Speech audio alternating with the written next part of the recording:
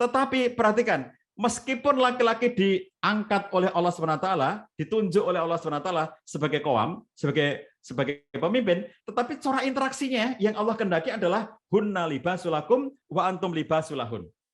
Mereka, para istri itu adalah pakaian bagimu, dan kamu pun pakaian bagi mereka. Istri menjadi pakaian bagi suami, suami menjadi pakaian bagi istri. Coba bayangkan, tidak ada di sini ya satu indikasi yang menunjukkan bahwa suami itu boleh sewenang-wenang. Karena kamu pemimpin, maka terserah kamu. Bukan begitu. Bismillahirrahmanirrahim. Assalamualaikum warahmatullahi wabarakatuh. Waalaikumsalam warahmatullahi wabarakatuh. Alhamdulillahirabbil alamin. Wa bihi nasta'inu ala umurid dunya waddin. Asyhadu alla ilaha illallah wahdahu la syarikalah wa asyhadu anna Muhammadan abduhu wa rasuluh la nabiyya ba'dah. Allahumma shalli wa sallim wa barik ala nabiyyina Muhammad wa ala alihi wa washabihi ajmain wa ba'd.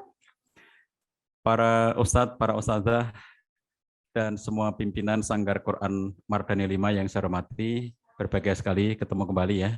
Dulu sempat pertemuan offline ya, sekarang meskipun hanya online, insya Allah tidak mengurangi keberkahan kita pada majelis ilmu kali ini.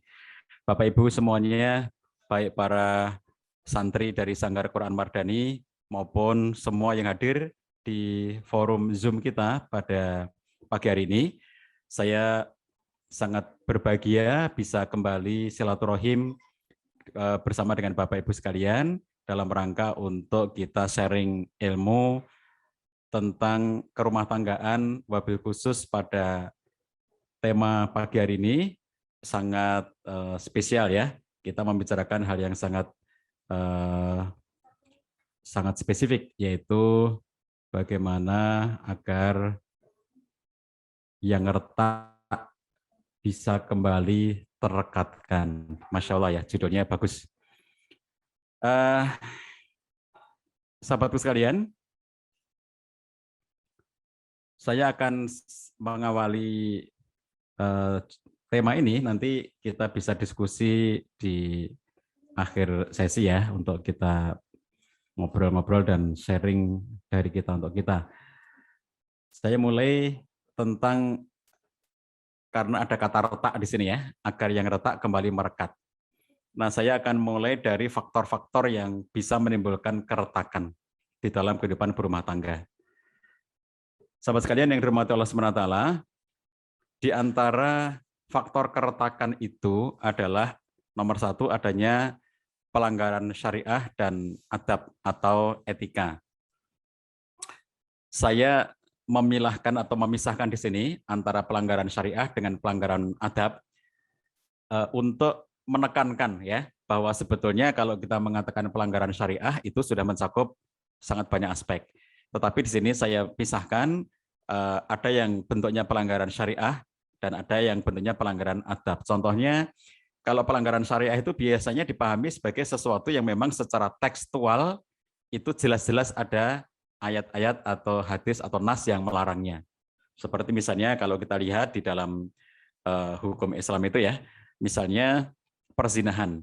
Perzinahan itu jelas-jelas pelanggaran syariah yang nyata, di mana para ulama memberikan penjelasan tentang la taqrabuz zina, jangan mendekati zina, mendekati saja tidak boleh, apalagi melakukannya. Hukuman yang diberikan pun juga hukuman yang sangat jelas, bagian dari hudud atau had.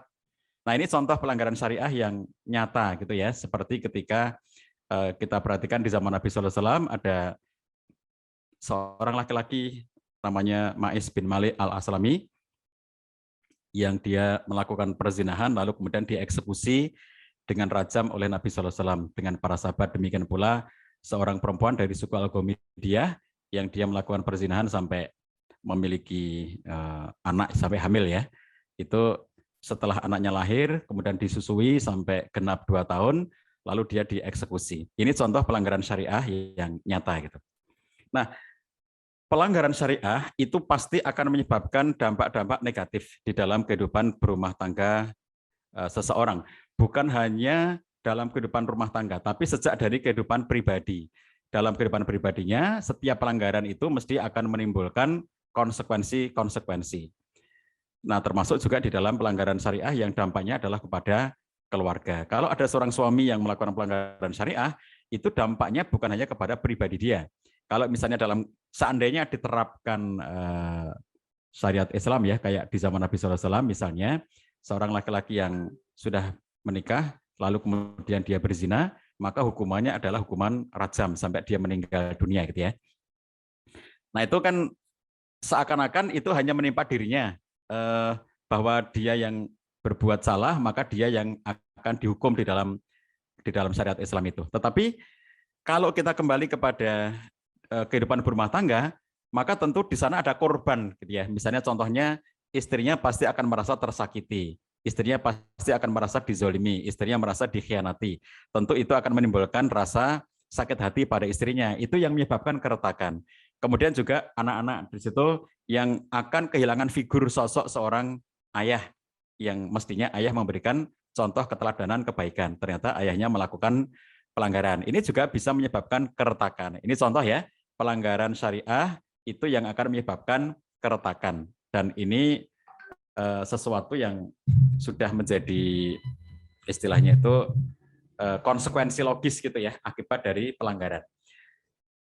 Kurang lebih kalau gampangnya menggambarkan itu kayak kita di jalan raya ya, sahabat sekalian, kalau kita berkendara, apalagi sahabat sekalian yang tinggalnya di Jakarta dengan kepadatan yang luar biasa itu, kalau kita tidak taat dengan aturan-aturan rambu lalu lintas, kita melanggar, maka terjadilah kecelakaan. Itu gambaran yang paling gampang itu ya. Kalau Pak Polisi mengatakan mayoritas kecelakaan di jalan raya itu bermula dari pelanggaran. Jadi begitu ada rambu dilanggar, itu yang akan menimbulkan kecelakaan. Nah, termasuk juga dalam kehidupan berumah tangga kita, mengapa keluarga itu menjadi retak? Itu salah satunya adalah karena pelanggaran syariah. Nah, jadi begitu ada pelanggaran syariah, itu akan memunculkan keretakan karena hak-hak Allah dilanggar di situ ya, bahwa Allah sudah mengatur dan kemudian ternyata haknya Allah itu dilanggar oleh satu orang atau dua orang. Misalnya satu orang itu misalnya suaminya saja, atau misalnya suami istri dua-duanya melanggar. Ini tentu akan menjadi keretakan yang jelas.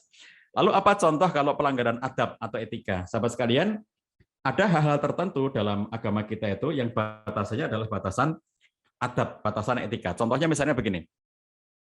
Kalau di dalam Quran itu diatur misalnya tentang yang kita sebut istilahnya sebagai ghodul basor gitu ya, menundukkan pandangan.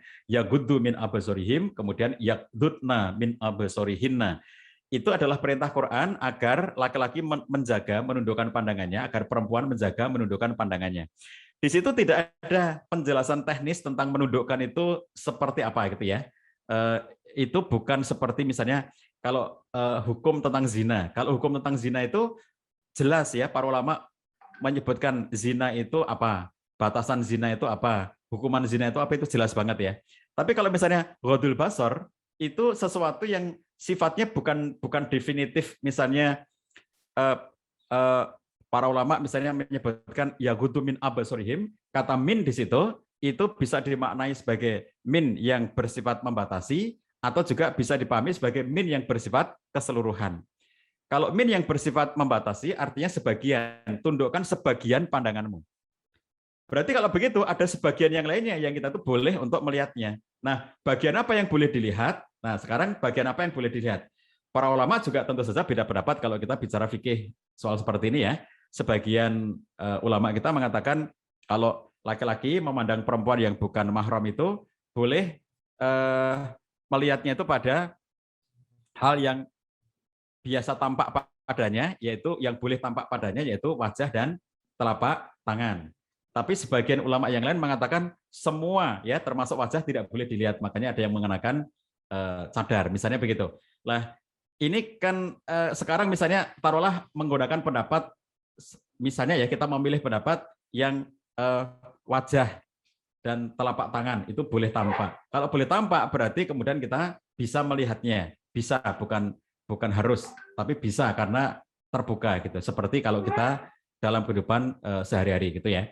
Nah sekarang kapan satu pandangan itu dia bisa disebut sebagai pandangan yang wajar dan tidak wajar? Kapan satu pandangan itu disebut sebagai sesuatu yang itu bisa menjerumuskan ke dalam fitnah atau tidak menjerumuskan ke dalam fitnah. Ini kan bukan sesuatu yang sifatnya definitif fix gitu ya. Misalnya contoh ngelihat berapa menit, kan nggak bisa dihukumi begitu. Ngelihat berapa detik, ngelihat berapa menit, misalnya gitu, kan nggak bisa seperti itu ya. Jadi oleh karena itu, ini adalah bagian-bagian yang sifatnya adab, bagaimana adab interaksi antara laki-laki dan perempuan. Yang apabila adab itu dilanggar, maka kemudian juga akan bisa menimbulkan konsekuensi-konsekuensi dari pelanggaran itu. Jadi setiap yang sifatnya melanggar itu akan memiliki konsekuensi-konsekuensi di dalam kehidupan sehari-hari kita ya. Bahkan termasuk konteks yang kaitannya pelanggaran yang kemudian sepertinya yang melanggar adab itu seseorang, tapi ternyata nanti dampaknya terhadap keluarga, misalnya gitu ya. Misalnya kalau contoh yang kalau misalnya kita mengatakan seperti ini, chatting ya, chatting laki-laki dan perempuan. Kalau kita mengatakan apakah boleh chatting laki-laki dan perempuan, itu kan pasti jawabannya tergantung dari konteksnya, gitu ya. Kalau dikatakan nggak boleh sama sekali, masa iya kalau kita nggak boleh chatting sama sekali antara laki-laki dan perempuan? Bukankah kita misalnya dalam interaksi para ustadz, para ustadzah, koordinasi gitu ya, ada yang dikoordinasikan antara santri yang laki-laki, santri yang perempuan, misalnya begitu. Apa iya kalau nggak boleh sama sekali gitu? Tapi kalau boleh, apa iya itu boleh dalam semuanya, kan begitu. Nah ini yang saya katakan sebagai adab ya. Jadi kalau di konteksnya itu nanti batasan-batasan fikih yang fix, tentu kita akan sulit untuk menyatakan ini boleh dan tidak boleh dalam setiap kali kasus-kasus. Tapi kalau kita mengatakan ini adalah adab, bagaimana kita menjaga diri, kita memiliki adab untuk berhati-hati di dalam interaksi. Nah ini sesuatu yang kalau ternyata dia nggak berhati-hati, ternyata dia menggampang-gampangkan, ternyata dia kemudian tidak memiliki batasan dalam konteks etika gitu ya, maka ini juga akan bisa menimbulkan keretakan. Karena itu pelanggaran dan pelanggaran bisa menimbulkan keretakan. Kemudian retaknya keluarga itu juga bisa bermula dari pengabaian terhadap keteladanan mulia dari Nabi Sallallahu Alaihi Wasallam. Misalnya apa? Kalau Nabi Sallallahu Alaihi Wasallam itu memberikan arahan ya kepada laki-laki dan kepada perempuan, kepada suami dan kepada istri, bagaimana harusnya menjadi suami, bagaimana harusnya menjadi istri. Lalu bagaimana contoh ya, kalau Nabi Sallallahu Alaihi Wasallam mengatakan khairukum li ahlihi wa ana khairukum li ahli, lalu ada contoh teladan dari beliau Sallallahu Alaihi Wasallam. Seperti apa laki-laki yang mulia, seperti apa laki-laki yang baik kepada istrinya itu. Demikian pula ketika Nabi Sallallahu Alaihi Wasallam mengarahkan kaum perempuan, siapakah perempuan yang terbaik, wanita solehah itu kayak apa, dan beliau mengatakan diantaranya adalah alati tasruhu idza nadhara wa tuti'uhu idza mara, dan seterusnya ya, dalam hadis yang sangat terkenal itu juga ada contoh keteladanan mulia dari para istri beliau dan sahabiah-sahabiah Nabi Sallallahu Alaihi Wasallam ya, mereka-mereka yang memang berada pada zaman keemasan Islam yang kita bisa meneladani kehidupan mereka. Mengabaikan keteladanan orang-orang soleh itu, apalagi keteladanan yang paling tinggi yaitu Nabi Sallallahu Alaihi Wasallam, maka pasti akan menimbulkan keretakan. Kenapa? Karena tidak nyontoh kepada Nabi Sallallahu Alaihi Wasallam. Kalau mencontoh kepada Nabi, suaminya mencontoh kepada akhlaknya Nabi Sallallahu Alaihi Wasallam, sikapnya Nabi. Bagaimana Nabi bersikap kepada istri? Bagaimana Nabi bersikap kepada mertua? Bagaimana Nabi bersikap kepada menantu? Bagaimana Nabi bersikap kepada cucu dan seterusnya? Jadi kalau kita perhatikan keteladanan ini untuk memberitahukan kepada kita, begini loh harusnya hidup itu, begini loh harusnya jadi suami, begini loh harusnya jadi ayah, begini harusnya menjadi kakek, begini harusnya menjadi mertua gitu ya. Jadi sesuatu yang kemudian kalau kita lihat di dalam Islam itu semua ada contoh teladan dari Nabi Shallallahu Alaihi Wasallam. Nah oleh karena itulah sahabatku sekalian, keretakan itu salah satunya muncul karena tidak peduli dengan adanya keteladanan, bahwa semestinya kita memiliki keteladanan yang harus kita terapkan dalam kehidupan sehari-hari. Kemudian kalau dalam konteks yang lebih teknis, keretakan itu muncul karena hilangnya kelekatan atau kohesi. Kohesi itu lekatnya suami dan istri, bahasa lainnya bonding ya. Tidak ada kelekatan, tidak ada bonding, tidak ada kohesi, itu akan mudah retak karena suami dan istri tidak memiliki kelekatan satu dengan yang lainnya. Hilangnya kelekatan ini bisa menjelaskan sangat banyak hal. Misalnya begini, mengapa ada komunikasi yang terhambat? Mengapa suami dan istri nggak bisa komunikasi? Mengapa suami dan istri tidak bisa nyaman dalam interaksi sehari-hari? Itu salah satunya sudah hilang kelekatan di antara mereka. nggak lagi punya kelekatan, nggak lagi punya kohesi. Nanti akan kita bicarakan ya kelekatan itu kayak apa di dalam perspektif Islam. Tapi secara umum ya, mengapa keretakan terjadi? Karena di antara suami istri tidak lagi bisa saling menjaga, tidak bisa saling melindungi, hilang kelekatan di antara mereka. Kemudian yang secara teknis lagi, retak itu juga bisa muncul karena terjebak rutinitas di dalam kehidupan sehari-hari. Nah, sahabatku sekalian, inilah beberapa faktor ya, tentu ada sangat banyak faktor ya, keretakan dalam rumah tangga. Kalau dalam teori psikologi itu disebut dengan kerentanan ya. Faktor-faktor kerentanan itu kalau dalam bahasa psikologi ada 8. Nah, saya tidak sampaikan itu ya, tapi bahwa bagian-bagian kalau dalam perspektif Islam, paling tidak yang bisa menimbulkan kerentanan atau keretakan dalam kehidupan berumah tangga itu paling tidak ada 4 poin yang saya sampaikan ini. Baik, lalu bagaimana caranya supaya agar yang retak itu kembali merekat? Kalau benda ya, sahabat sekalian, kita punya barang apa gitu ya, misalnya saya punya barang yang ini retak, mulai retak gitu. Nah, ketika dia retak, saya bisa menyatukan kembali dengan apa? Lem misalnya ya, lem yang cocok gitu ya. Kalau lem untuk barang-barang plastik itu lemnya apa? Kalau lem untuk barang-barang keramik apa? Lem untuk barang-barang kaca lemnya apa? Kalau untuk besi lemnya apa gitu ya? Ada lem gitu. Tapi kalau kita lihat misalnya gelas ya, gelas yang retak itu, lalu kemudian kita satukan kembali dengan lem, kalau hanya kita lem saja, dia bisa utuh sebagai gelas, tapi bekasnya tetap kelihatan ya. Ada bekas retaknya itu tetap kelihatan. Gelasnya bisa kita selamatkan menjadi gelas yang bisa kita pakai kembali, fungsi gelasnya kembali normal, tetapi bentuk dari gelas itu sudah berubah karena ada retakan yang kelihatan kita sambung dengan lem. Nah, itulah yang kita lihat terjadi dalam kehidupan berumah tangga kita. Mereka-mereka yang pernah mengalami luka karena adanya keretakan itu kadang-kadang tidak bisa kembali secara sempurna di dalam kehidupan nyata nanti. Tetapi kalau kemudian kita mampu untuk misalnya kayak gelas itu ya, lalu kalau gelasnya cetak ulang mungkinkah? Mungkin aja gitu ya, sampai menjadi bentuk baru. Jadi bagaimana menciptakan kebaruan sehingga retaknya itu tidak lagi kelihatan. Nah, itu juga sesuatu yang bisa terjadi. Kalau kita hanya ngelem doang, itu seperti kalau kisah hikmah ya, saya kira sahabat sekalian sering mendengar kisah tentang paku itu ya, meskipun itu wisdom yang umum ya, saya kira bukan dari konteks Islam gitu, tapi meskipun ini wisdom yang umum, tapi hemat saya ini bisa menjadi pelajaran penting bagi kita semuanya. Seseorang yang pemarah, lalu dia datang kepada seorang alim untuk mendapat nasihat bagaimana caranya agar bisa mengendalikan kemarahannya.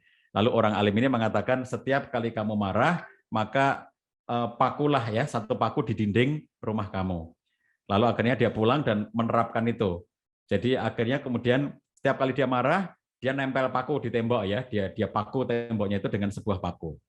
Sampai sekian lama akhirnya dia malu. Kenapa? Karena dia ngelihat pakunya banyak banget di temboknya itu. Jadi akhirnya dia ngerasa, oh rupa-rupanya aku selama ini terlalu banyak marah. Tuh lihat, dinding rumahku penuh dengan paku gitu ya. Lalu setelah dinding mulai penuh, dia datang lagi kepada orang bijak itu dan bertanya, apa yang harus aku lakukan?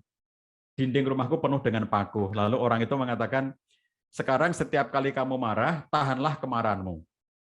Kalau kamu marah dan berhasil menahan kemarahan kamu, maka cabutlah satu paku dari tembok kamu itu. Akhirnya dia pulang.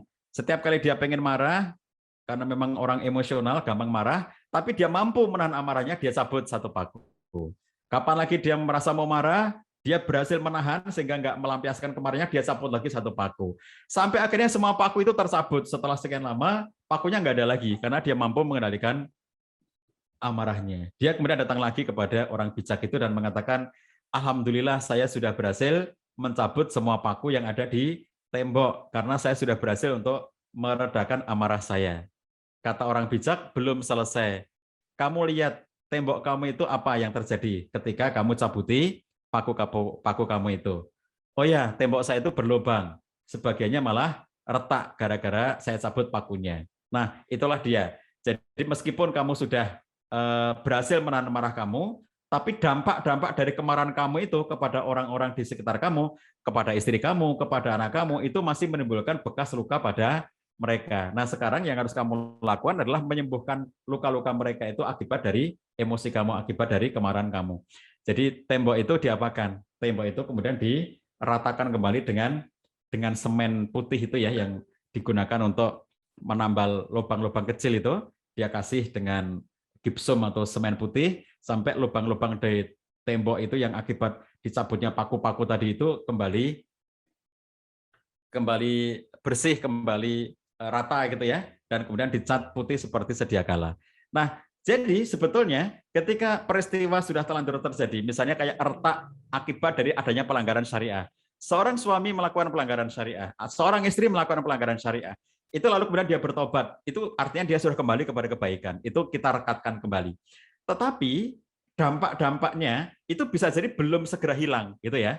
Jadi dampak-dampaknya itu belum tentu segera hilang meskipun orangnya sudah sadar, dia sudah meninggalkan perbuatan jahatnya itu gitu ya.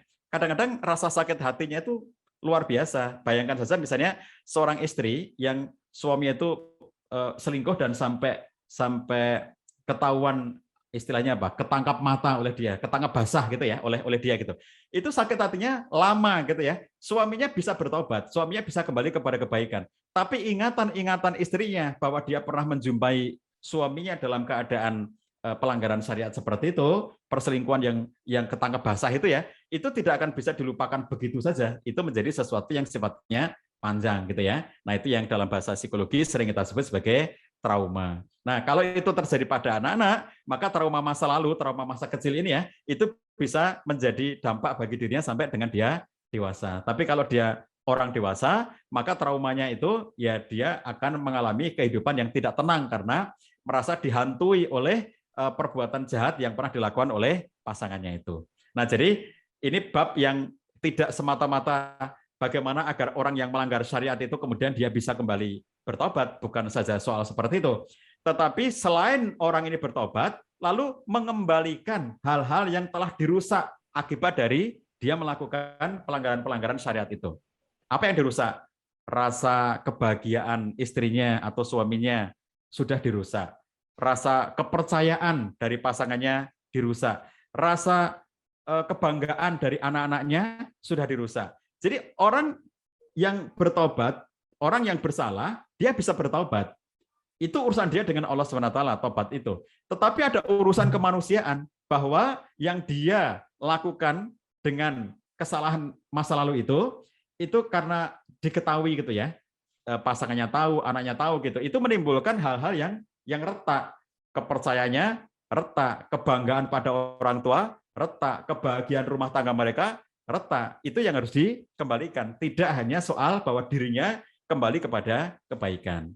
Nah, untuk itu, sahabat sekalian, supaya yang retak ini kembali merekat, nomor satu adalah menguatkan kembali fondasi kehidupan berumah tangga kita. Yang nomor dua, kemudian kalau dalam konteks ini urusannya dengan suami istri, penyegaran pengenalan terhadap pasangan. Kemudian penyesuaian diri dengan harapan pasangan, lalu menerima pengaruh pasangan dan menjadi sahabat setia bagi pasangan. Nomor satu, kita bahas fondasi keluarga. Bagaimana hal-hal yang di dalam mengembalikan keretakan tadi ya, itu kita lihat. Kalau misalnya ya, contohnya misalnya begini. Kalau ada satu keluarga retak itu akibat dari pelanggaran syariah misalnya, maka mengapa orang itu sampai melanggar syariat gitu ya?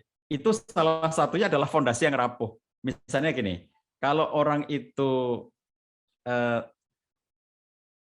memiliki fondasi yang kuat dalam kehidupannya, dia akan punya karakter yang kuat dalam kehidupannya, maka dia akan menjadi orang yang cenderung untuk bisa berada dalam kebenaran, dalam kebaikan, dalam ketaatan pada Allah SWT.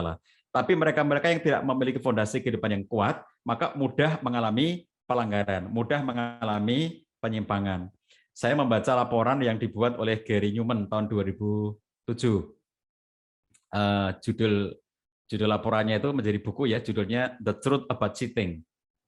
Di dalam bukunya itu, Gary Newman menceritakan dia melakukan studi, survei terhadap laki-laki di Amerika yang berselingkuh. Jadi laki-laki Amerika yang selingkuh itu dia lakukan wawancara terhadap beberapa orang laki-laki yang dia memang mengaku selingkuh gitu ya. Ada respondennya sekian orang yang diteliti oleh dia itu. Sampai kemudian dia menyimpulkan dari studi yang dia lakukan pada orang-orang Amerika yang berselingkuh itu dia menemukan ada 7 sebab gitu, 7 faktor yang menjadi penyebab mengapa mereka itu berselingkuh. Nah, saya nggak sebutkan satu persatu di sini ya, tapi saya ambil bagian yang bagian nomor satunya yang paling banyak, yang nilainya itu atau kejadiannya itu 77%. Jadi sebab apa laki-laki Amerika tadi itu selingkuh? 77% dari mereka mengatakan bahwa aku selingkuh karena teman-temanku selingkuh, gitu ya. Aku selingkuh karena teman-temanku selingkuh. Jadi ketika seseorang itu hidup dalam lingkungan para peselingkuh, maka memudahkan dirinya untuk melakukan perselingkuhan. Kenapa? Teman-temannya begitu kok. Jadi dia akan menjadi makhluk paling aneh di lingkungan itu. Kenapa? Karena tidak selingkuh. Yang lainnya selingkuh semuanya, dia enggak. Dia menjadi orang yang paling aneh di situ. Nah, kalau kita perhatikan di sini, sahabat sekalian, pengaruh pertemanan sangat kuat ya. Seseorang menjadi baik atau buruk, salah satunya oleh teman-temannya. Maka kalau sahabatku sekalian ya, di Sanggar Quran ini ya, berteman dengan orang-orang soleh, orang-orang solihah, syukurilah itu, karena ini mahal. Anda tidak bisa membayar ya dengan cara apapun untuk bisa menciptakan lingkungan yang baik itu. Syukurilah berada dalam lingkungan orang soleh solihah. Syukurilah berada dalam lingkungan orang-orang ahlul Quran. Syukurilah berada dalam lingkungan orang-orang yang selalu berorientasi pada kebaikan. Jadi bukan hanya dapat ilmunya, belajar di Sanggar Quran ini ya, itu bukan hanya dapat ilmunya. Misalnya ilmu tentang tahsin, ilmu tentang tajwid, ilmu tentang tahfidz, ilmu tentang ulumul Quran secara umum, ilmu tentang makna-makna ayat Quran, tafsir dan seterusnya. Bukan hanya ilmu yang didapatkan, tapi apa? Lingkungan ya, lingkungan yang kondusif, lingkungan yang nyaman, lingkungan yang soleh. Sebab seseorang akan mudah untuk menjadi ahlul Quran ketika berada di lingkungannya ahlul Quran. Seseorang akan lebih mudah mencintai Quran apabila berada dalam lingkungan orang-orang yang cinta Quran, dan orang-orang akan cinta maksiat apabila dia berada di lingkungan orang-orang yang juga suka maksiat.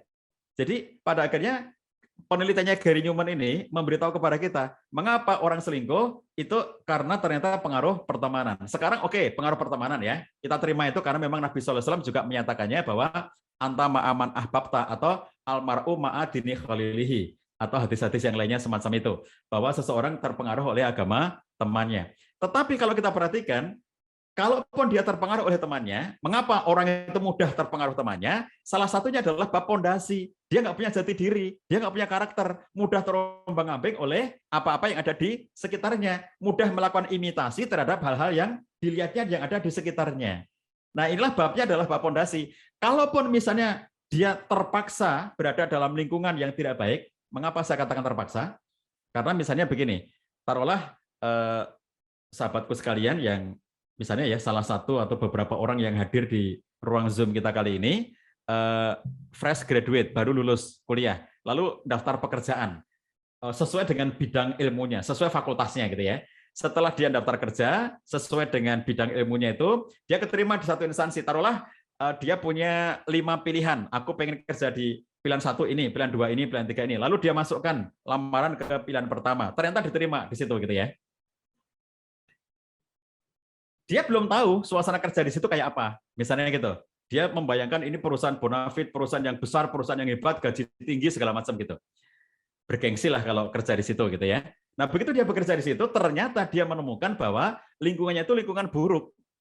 Saya ketemu dengan seorang teman kuliah ya. Jadi kami terpisah itu lama banget karena semenjak lulus kuliah, lalu kita masing-masing berkegiatan sendiri-sendiri. Dia asyik dengan pekerjaannya di kota yang berbeda dengan saya. Lalu setelah sekian, mungkin sekitar 20 tahun sejak lulus kuliah itu baru ketemu dalam situasi yang tidak sengaja, sama-sama ketemu di stasiun kereta di Jakarta. Kaget karena ketemu di nggak sengaja gitu ya, tapi senang, bahagia karena ketemu teman lama dulu, satu kampus, bahkan satu kos gitu, sehingga kita kayak ya Allah kita sudah 20 tahun nggak ketemu gitu ya. Lalu kemudian kita bercerita lah, saya bercerita tanya kepada dia kerja di mana gitu. Nah, salah satu yang menarik bagi saya itu adalah cerita dia ketika dia bekerja di sebuah perusahaan asing di Indonesia ini.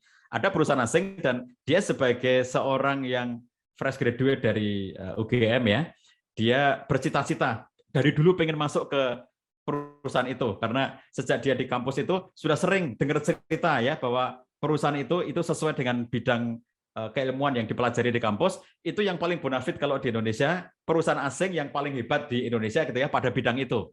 Jadi dari sejak kuliah S1 dia sudah bercita-cita nanti kerja di situ. Sampai akhirnya lulus kuliah, qadarullah dia benar-benar keterima di tempat itu. Tapi dia bilang, saya hanya bertahan tidak sampai 3 tahun kata dia. Karena selama 3 tahun di situ, itu memang gajinya gede, memang bonafit, tapi lingkungan tempat saya kerja katanya itu penuh dengan penyimpangan, perselingkuhan. Jadi bukan penyimpangan dalam artian kayak korupsi di perusahaan, bukan. Tapi hubungan antara orang yang ada di situ gitu ya, antara laki-laki dan perempuan. Jadi dia menyaksikan dengan mata kepala dia sendiri kayak apa perilaku-perilaku yang dimunculkan oleh teman-temannya itu. Nah, dia kemudian mengatakan seperti ini, kalau saya terus-menerus di sini, saya tidak bisa menjamin bahwa saya tidak melakukan hal yang sama gitu. Jadi dia mengatakan kalau terus-menerus saya di sini, saya nggak bisa menjamin bahwa saya tidak melakukan hal sama yang dilakukan oleh teman-teman itu. Nah, oleh karena itu dia masih punya fondasi keimanan yang cukup dalam dirinya ya, menilai situasi itu menyebabkan dia resign. Akhirnya resign dan kemudian dia pilih ke perusahaan lokal gitu ya, yang gajinya kira-kira ya hanya 1/4 dari gaji ketika dia di perusahaan asing itu. Tapi dia memilih itu dan dia mengatakan, saya tentram Pak Cah kerja di sini meskipun gaji saya kecil dibandingkan dengan dulu ketika di perusahaan internasional itu. Tapi ini bagi saya melegakan teman-teman saya pada sholat ya.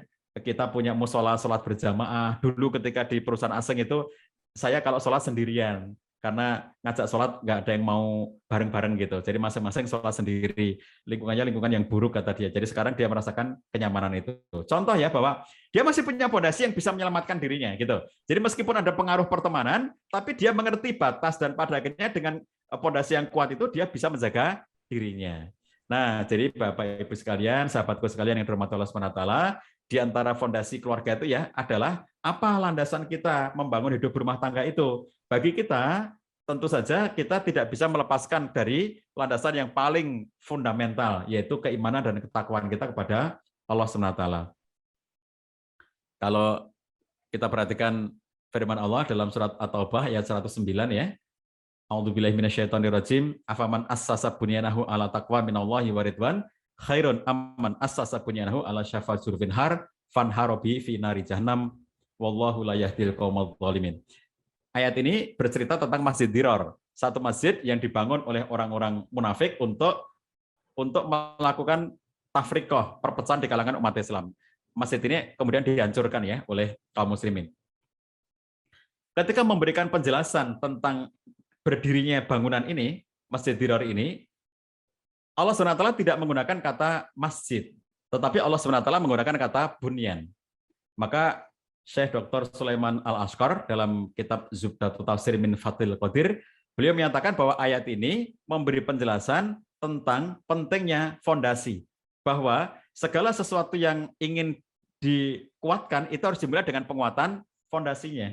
Jadi kalau kita ingin membangun rumah, membangun bangunan ya yang kokoh, maka harus diperhatikan fondasi yang kokoh. Termasuk pula kalau kita dalam kehidupan bangunan rumah tangga ya, rumah tangga kita kokoh kalau berdiri di atas landasan yang kokoh, tidak ada pelanggaran-pelanggaran syar'i yang dilakukan oleh anggota keluarga itu. Jadi kalau fondasinya lemah, nanti mudah melakukan pelanggaran-pelanggaran syar'i, entah suaminya, entah istrinya, entah anaknya melakukan pelanggaran-pelanggaran syariah, dan itu akan merusakkan, bukan hanya meretakkan keluarga, tapi merusakkan keluarga.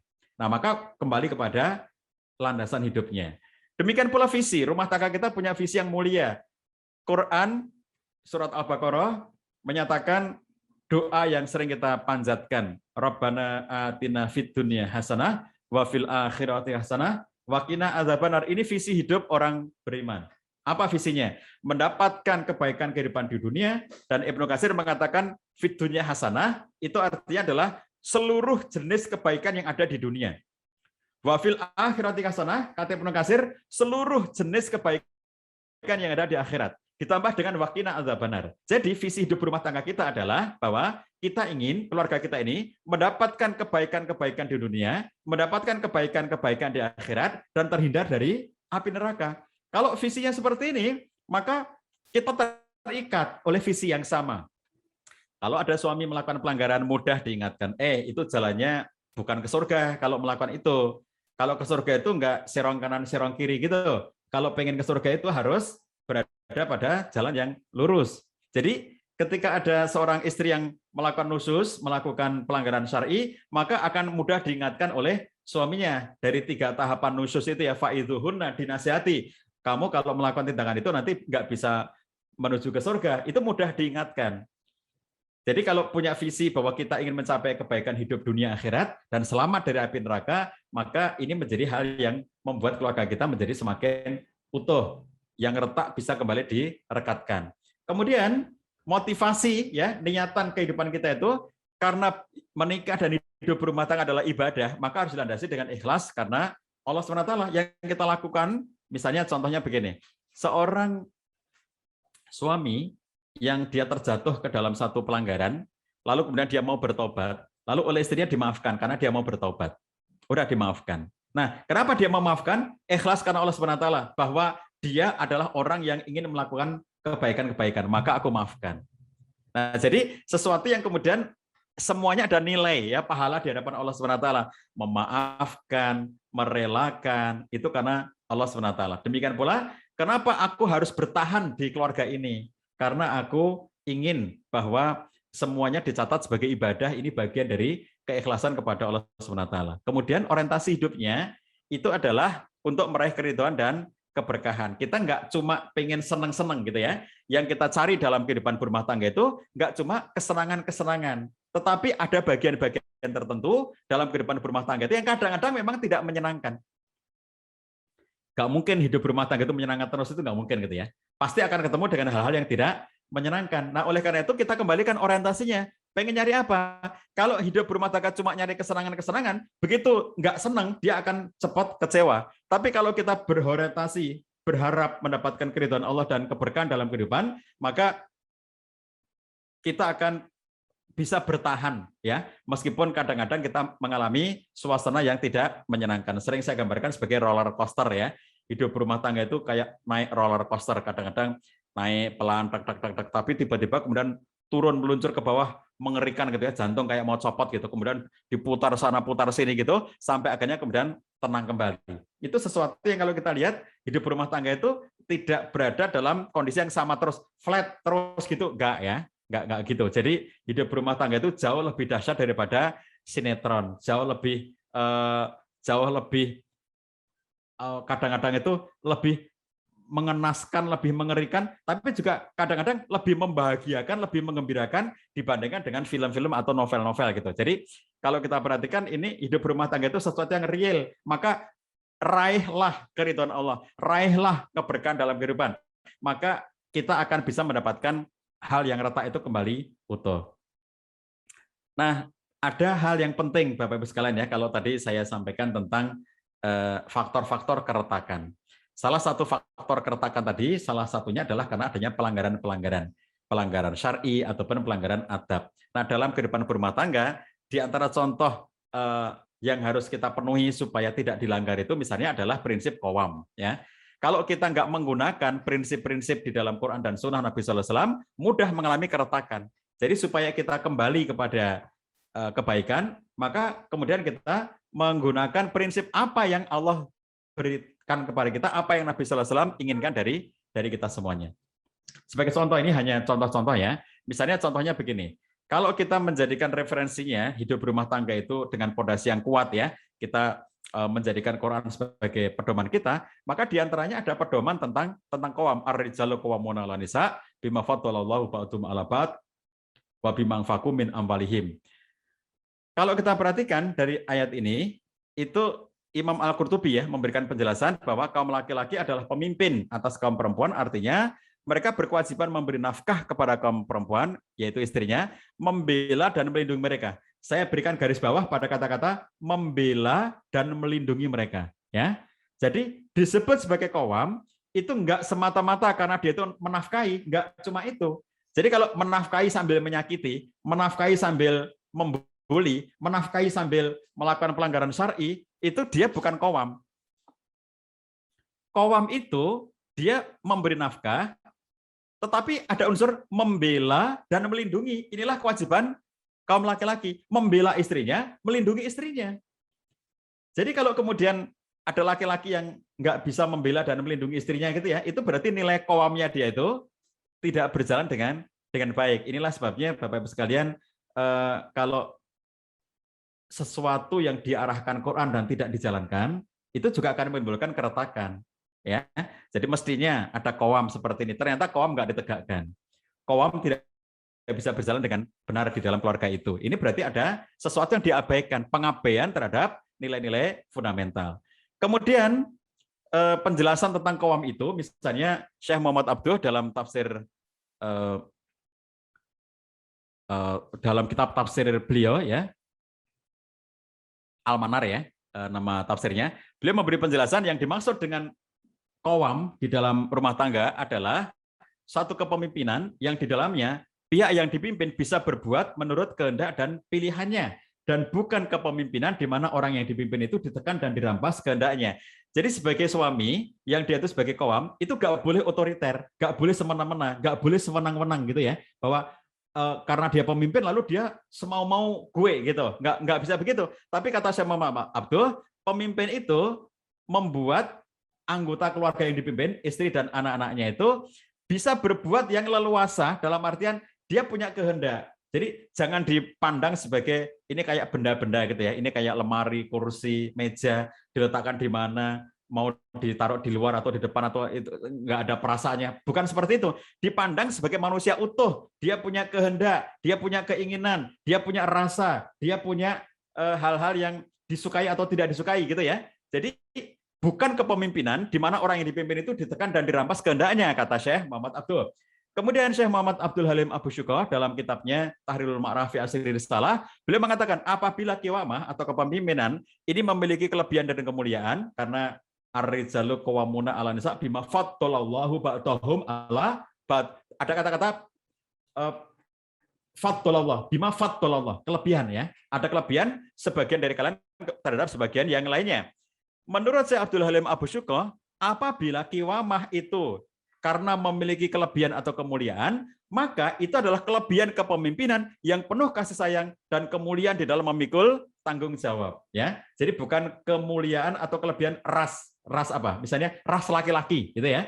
Karena kamu laki-laki maka kamu hebat, bukan? Ya, jadi bukan karena itu, karena dalil umumnya adalah inna akramakum indallahi atqakum. Yang paling baik di antara kalian adalah yang paling bertakwa. Bukan karena kalian laki-laki kalian menjadi lebih baik, bukan karena perempuan kalian menjadi lebih baik. Siapa yang paling baik di hadapan Allah? Inna akramakum indallahi atqakum. Siapapun, entah laki-laki, entah perempuan, yang paling bertakwa kepada Allah, dia adalah orang yang paling baik di hadapan Allah SWT.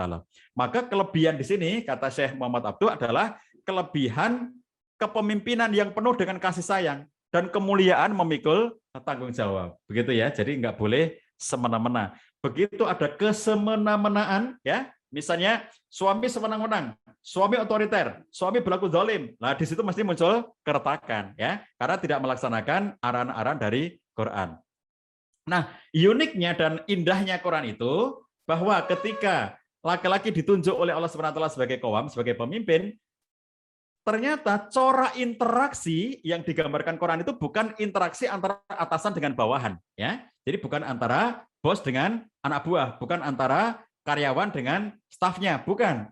Jadi bukan antara jenderal dengan korporalnya, bukan antara seorang manajer dengan buruh-buruhnya, bukan seperti itu.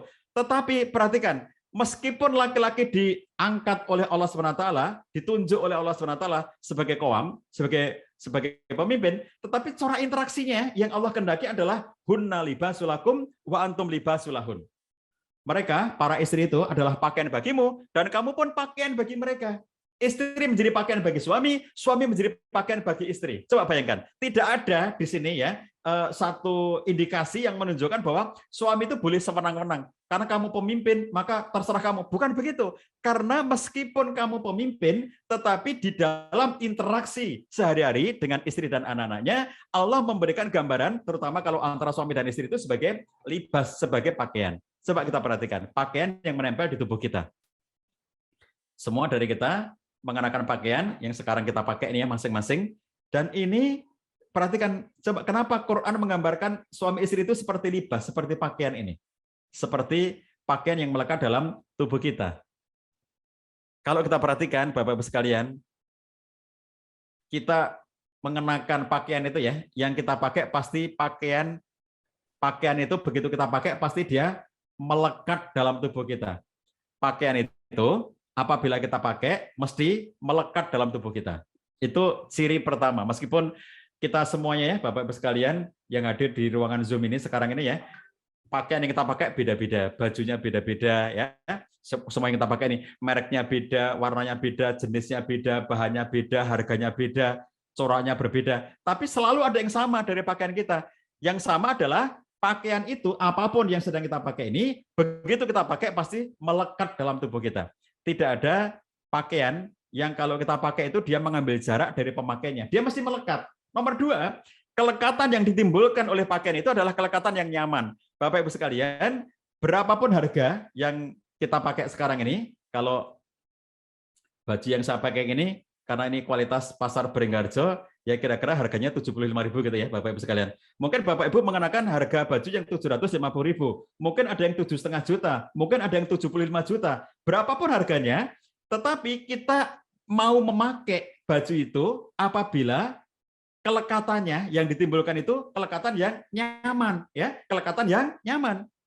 Kalau baju itu mahal ya, diberikan ada orang ngasih hadiah, ini harganya 75 juta. Tapi begitu Anda pakai, ternyata melukai. Begitu dipakai, ternyata menyakiti. Bikin gatal kulit, bikin alergi, karena sempit maka sesak, nggak bisa bernafas, membuat kita nggak bisa nyaman gitu ya. Itu pasti nggak mau pakai, semahal apapun harga barang itu gitu. Jadi disebut libas karena 1, dia melekat. Nomor 2, kelekatannya nyaman. Bukan kelekatan yang menyakitkan. Ada lekat, tapi menyakitkan. Seperti kalau tadi cerita paku ya, ditempel itu. Paku itu lekat kuat karena begitu ditempel kita pukul-pukul dengan pukul besi dok gitu ya. Lekat dia, kita cabut dengan tangan nggak bisa, butuh alat untuk mengambilnya. Tetapi kelekatannya menyakiti karena dipukul-pukul, kemudian dia merusak temboknya gitu. Tapi kalau libas ya, pakaian itu kelekatan yang nyaman. Maka disebut sebagai libas suami dan istri itu karena dia lekat antara suami dan istri dengan kelekatan yang nyaman. Coba bayangkan, satu sisi Allah tunjukkan laki-laki pemimpin, tapi sisi yang lainnya interaksinya adalah libas. Masya Allah ya, indahnya Islam, indahnya Quran, indahnya pengarahan dari Allah SWT. Jadi tidak ada ya bahwa kemudian laki-laki itu mendominasi atau otoriter atau berlaku semena-mena, nggak ada. Karena kalau dia semena-mena berarti tidak menjadi pakaian. Kalau dia berlaku menyakiti, berlaku zalim, berarti tidak membuat kelekatan yang nyaman. Itu. Kemudian selain itu, Bapak-Ibu sekalian, di antara hal yang bisa menyebabkan keretakan tadi itu karena mereka nggak bisa berkomunikasi dengan baik. Nah, oleh karena itu, kalau kita ingin berkomunikasi dengan baik itu adalah kita kembalikan semuanya kepada fondasi tadi ya. Kembali kita kuatkan fondasi. Misalnya, cara berkomunikasi kita dari ayat ini, surat An-Nisa ayat 19 ini ya, A'udzubillahi minasyaitonirrajim. Ya ayyuhalladzina amanu la yahillu lakum an tarisu nisaa karha wala ta'duluhunna litathabu bi ba'di ma ataitumuhun illa ayatina bi fahishatin mubayyinah wa ashiruhunna bil ma'ruf fa in karihtumuhunna fa asa an takrahu syai'a wa yaj'alallahu fihi khairan katsira.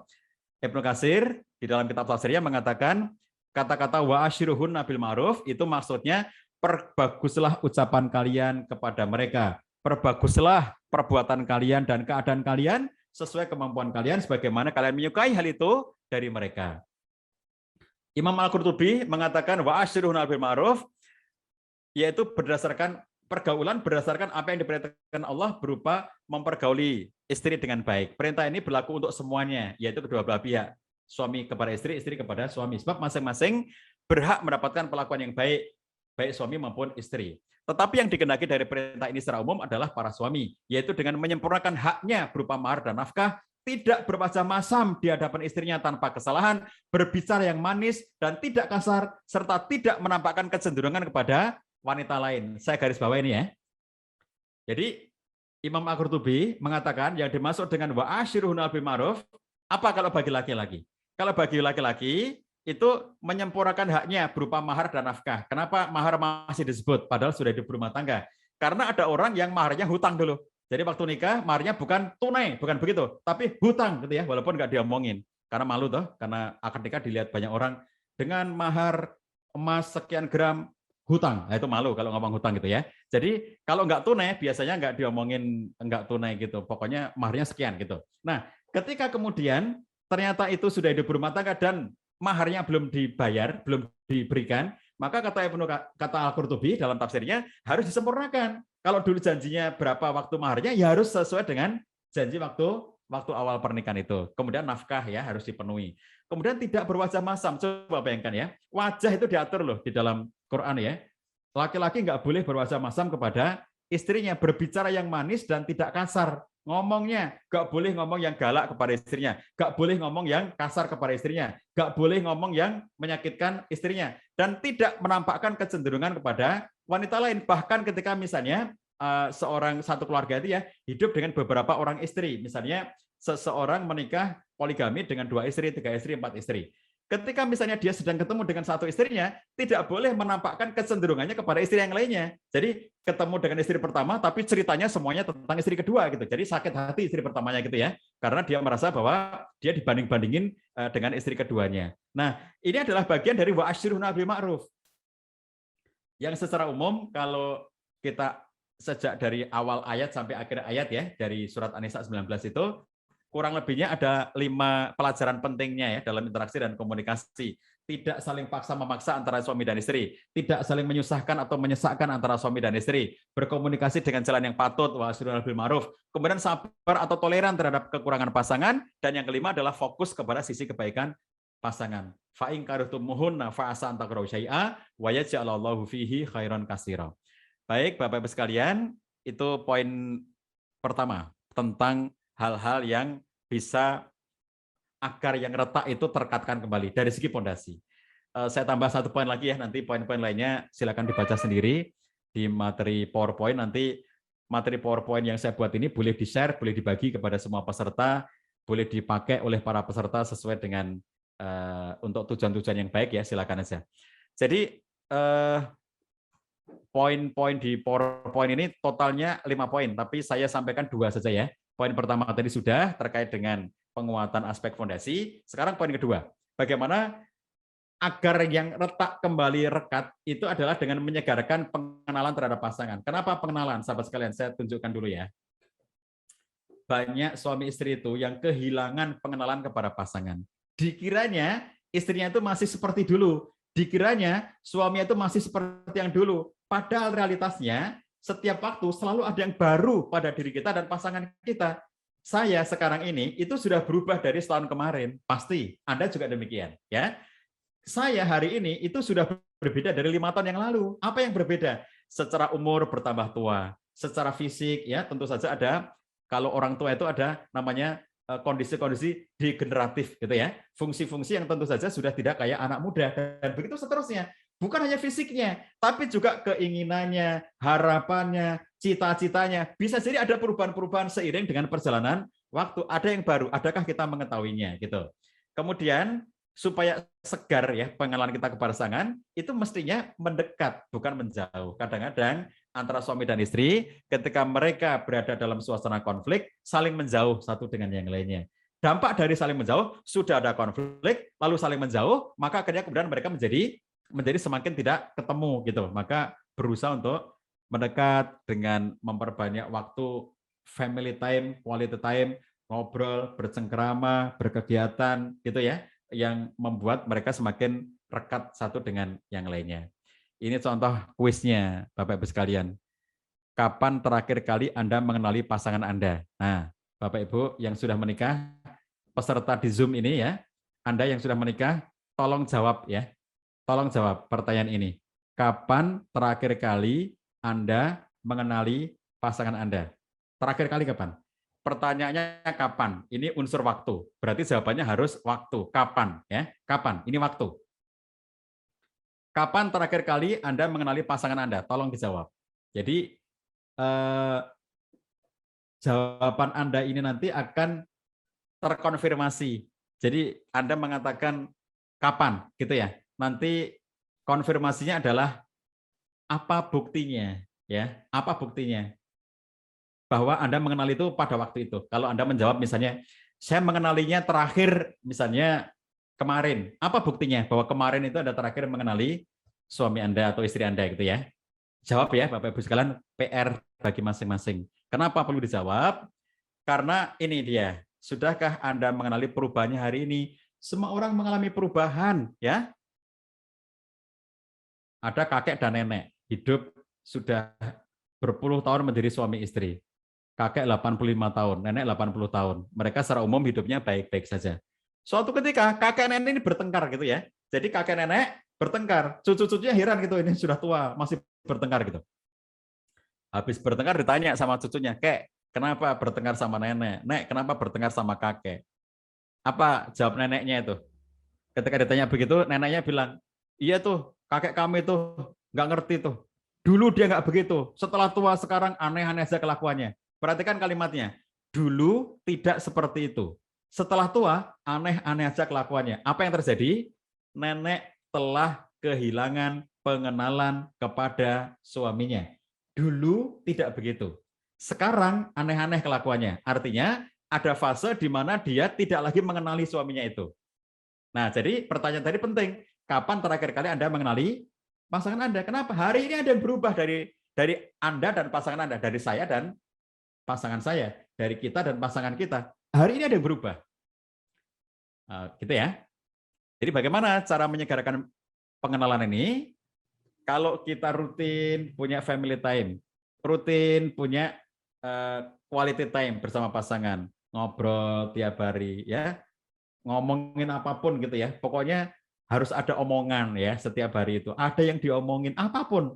Tidak mesti pakai tema, tapi harus ngobrol. Suami istri yang tidak pernah ngobrol satu dengan yang lain, yang nggak tahu kalau ada perubahan-perubahan pada pasangannya. Kita berusaha mengenali perkembangan dan perubahannya. Dulu punya keinginan ini, apakah sekarang itu masih diinginkan atau tidak? Kadang-kadang enggak. Dulu suka banget, misalnya contoh yang sederhana, ya makanan gitu. Di satu sesi pelatihan dulu sebelum pandemi ya, kalau kita bikin pelatihan-pelatihan gitu kan, berpasangan tuh suami istri gitu ya. Mereka duduknya berdua gitu. Lalu kemudian kita bertanya kepada mereka, coba sebutkan makanan kesukaan pasangan gitu ya. Mereka ini orang-orang yang sudah menikah lebih dari 10 tahun. Jadi pesertanya waktu itu mereka yang sudah menikah lebih dari 10 tahun. Lalu kemudian kita minta tuliskan makanan yang disukai oleh makanan yang paling disukai oleh pasangan. Jadi satu aja karena paling disukai oleh pasangan. Masing-masing menulis dan setelah itu kita konfirmasi kepada pasangannya, betulkah itu? Contoh ya, seorang istri nulis, masakan kesukaan suami saya adalah soto. Lalu kemudian saya tanya kepada suaminya, Pak, betul kesukaan Bapak itu soto. Ini karena pernikahannya di atas 10 tahun, Bapak Ibu ini ya, itu sudah menikah 20 tahun. Jadi sudah 20 tahun menikah. Terus kata istrinya, makanan kesukaan suaminya adalah soto. Saya konfirmasi kepada suaminya, Pak, betul makanan kesukaan Bapak itu soto. Iya, betul Pak Cah, 10 tahun yang lalu. Sekarang sudah tua Pak Cah, kolesterol, jadi menghindari itu. Bahkan istrinya pun nggak tahu gitu ya, apa yang sekarang disukai oleh suaminya. Ada perkembangan, ada perubahan gitu, yang itu terjadi setiap saat pada diri kita. Maka dalam obrolan itu ya, kita bisa saling bercerita, saling bertanya, apa sih yang menjadi keinginannya, apa yang menjadi harapannya, kita menjadi mengerti gitu ya. Lalu mendialogkan rencana-rencana keluarga ke depannya, kita pengen seperti apa, begitu. Baik, Bapak Ibu sekalian, itulah yang saya sampaikan ya, 2 poin saja dari 5 poin yang ada di PowerPoint ini. Nanti silakan bagi Bapak Ibu peserta yang berkenan untuk memiliki PowerPoint-nya, minta aja kepada panitia. Demikian Bapak Ibu sekalian, mohon dimaafkan atas segala kekurangan. Kita bisa teruskan dengan dialog. Saya kembalikan pada pembawa acara. Bila taufik walhidayah. Assalamualaikum warahmatullahi wabarakatuh.